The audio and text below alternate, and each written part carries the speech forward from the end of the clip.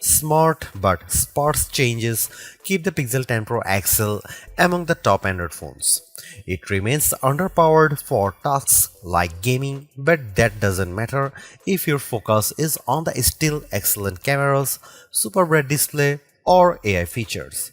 Just be aware that to get the most out of those features, you will have to wait for updates or for Google's tools to get to grips with your data. The Google Pixel 10 Pro XL is named in part after its size, but to get to grips with how good a phone it is, it would be wrong to focus on physical qualities alone. It is easy to point to things like the phone's incredibly bright display or its versatile cameras as major selling points. But this is a phone where the true value lies beyond the specs list. There are, in typical Google fashion, lots of AI features to play around with, features with a wide range of applications and utility. It's just a pity that Google seems to have learned some bad habits from Apple in not having all its features ready for launch day. Plus, Google flagship phones' inherent weakness in terms of power remains, even if battery life has improved. As the final big Android phone launch expect this year, I have been testing the Pixel 10 Pro XL against its main competition and also the latest iPhone just in case you are considering switching to or from an Apple phone. It's resulted in some of the most interesting phone comparisons of 2025 and I am thrilled to be able to take you through them. Pre-orders are up for the Pixel 10 Pro XL and its siblings until retail launch day August 28. If and when you decide to buy the Pixel 10 Pro XL, it will cost $1199. That's technically more expensive than the Pixel 9 Pro XL from last year, but what's actually happened is that Pixel dropped the 128GB model. It's a shame that you can't get a cheaper extra large Pixel now, but it's not strictly a price hike.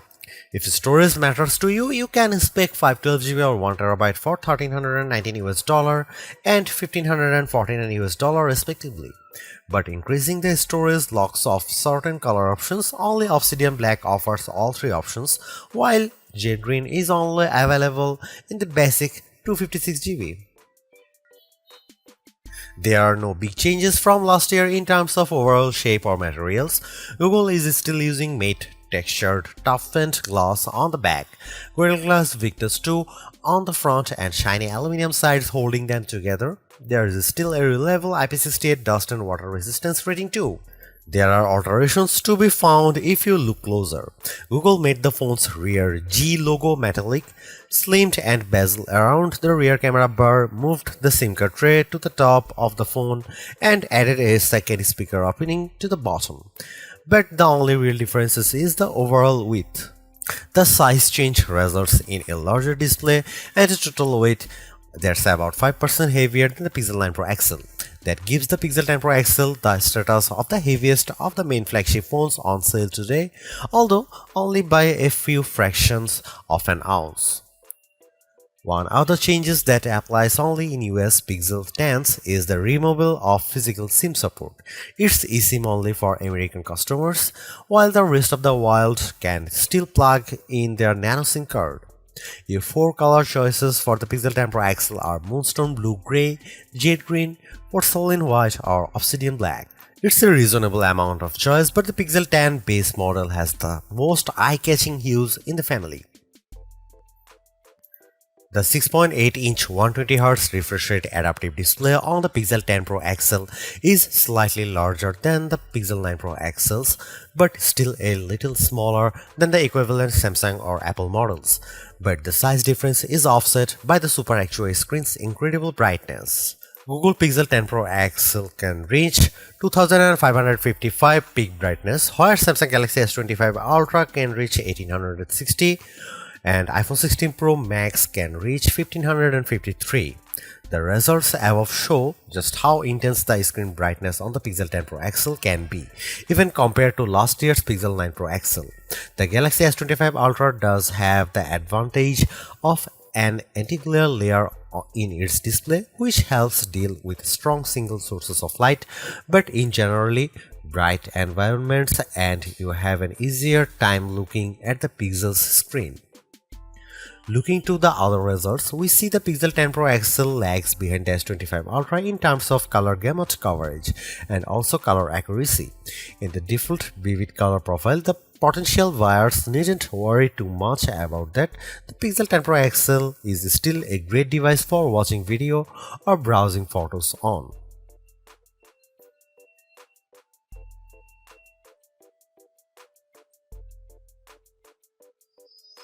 You might be surprised to hear that the Pixel 10 Pro XL's camera are identical to the Pixel 9 Pro XL's, at least on paper. The 50 megapixel main, 48 megapixel ultra wide, 48 megapixel 5x telephoto, and 42 megapixel selfie cameras are unchanged from the 2024 model, as all the upgrades are located on the softer side. Here we can see some camera samples of the Google Pixel 10 Pro XL. Let's kick off the comparisons with main camera shot of a cottage. We see the first evidence of the Pixel 10 Pro XL's apparent default processing priority, balancing the brightness of all colors in the shot. This is perhaps why the Pixel's shot is much warmer, with the Galaxy S25 Ultra's image being cooler and brighter. Against the iPhone 16 Pro Max, the Pixel 10 Pro XL also looks less bright but punches up the colors in return. The trees in the background in this view across a park are much easier to make out in the Google photo. And how does it compare against the outgoing Pixel 9 Pro XL? This photo of disused telephone box shows that the Pixel 10 Pro XL gives slightly stronger colors on the blue end of the spectrum, but is otherwise identical to the Pixel 9 Pro XL's image. In the night mode, with our subject being mini bottle of Henderson's relish, we see the Pixel 10 Pro XL struggle to capture the light compared to the Galaxy S25 Ultra, but the Pixel does have less of a red color caused by the curtains in the room than the S25 Ultra, which could be an advantage in some cases. Switching to the ultra-wide cameras and looking over a small stream in a wood, the Pixel's image pales compared to the S25 Ultra's far brighter shot. This is likely as a result of the Pixel's relatively small sensor not capturing as much light and the post-processing not being able to do enough to compensate. Macro mode also uses the ultra-wide sensor, comparing to the Pixel's effort against of the iPhone 16 Pro Max of a pink flower. The Pixel's shot is darker, again likely because of its small sensor, but the image still has good contrast as we can still make out the detail in the flower's center.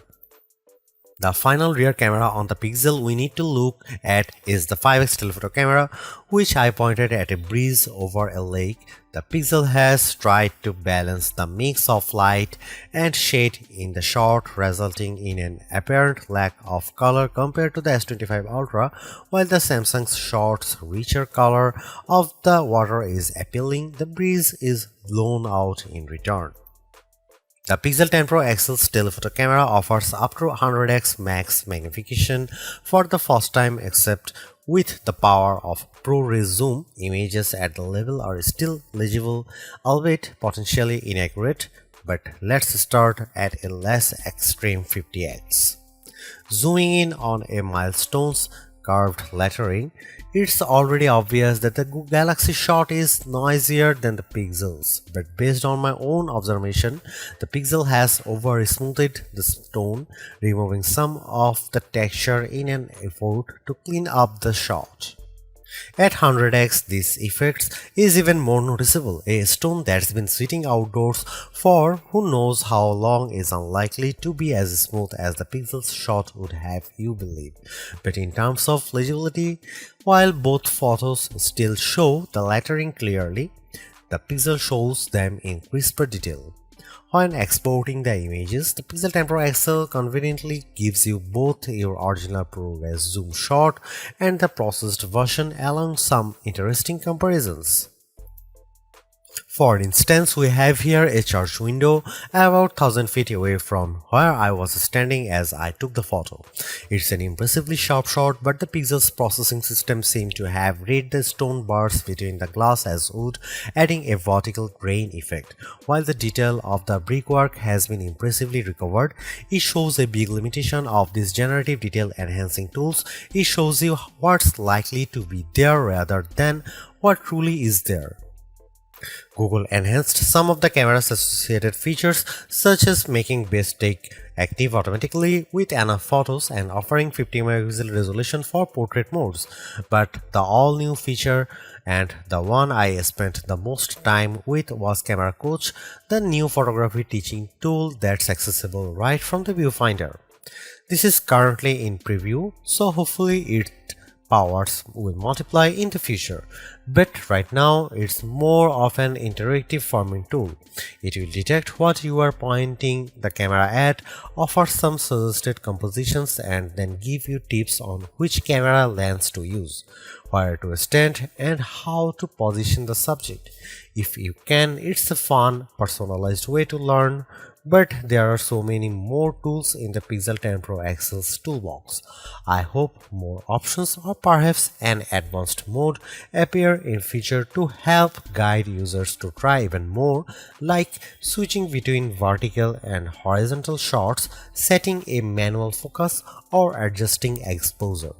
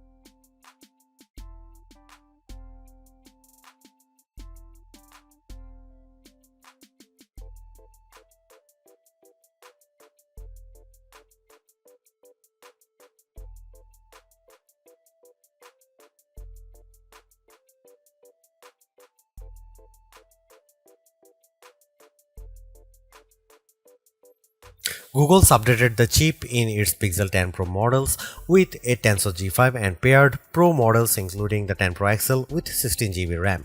Considering that previous Tensor-powered Pixels have lagged behind in performance, we were curious to see how this update changes things. As the results demonstrate, the Pixel 10 Pro XL is noticeably improved over the Pixel 9 Pro XL, but is still underpowered when looking at the Snapdragon and A series chips that power the Galaxy S25 Ultra and iPhone 16 Pro Max. The Adobe Premiere Rush video test shows this specially. In my general gaming test of playing the graphically intense RPG XR Stress in order to get a consistent 60 FPS frame rate, I had to turn off anti-aliasing, reduce the resolution from ultra to high and environment quality down to average, and even the game would still experience hiccups. Android flagships with Snapdragon 8 Elite can easily handle this game at maximum settings. Now that the 128GB Pixel Pro XL model has been discontinued, the Pixel 10 Pro XL starts with 256 GB storage with the option to up that to 512 GB or 1 TB storage. This should be speedy storage to load and unload thanks to Google using the UFS 4.0 memory standard with 512 GB or 1 TB of storage on a US model.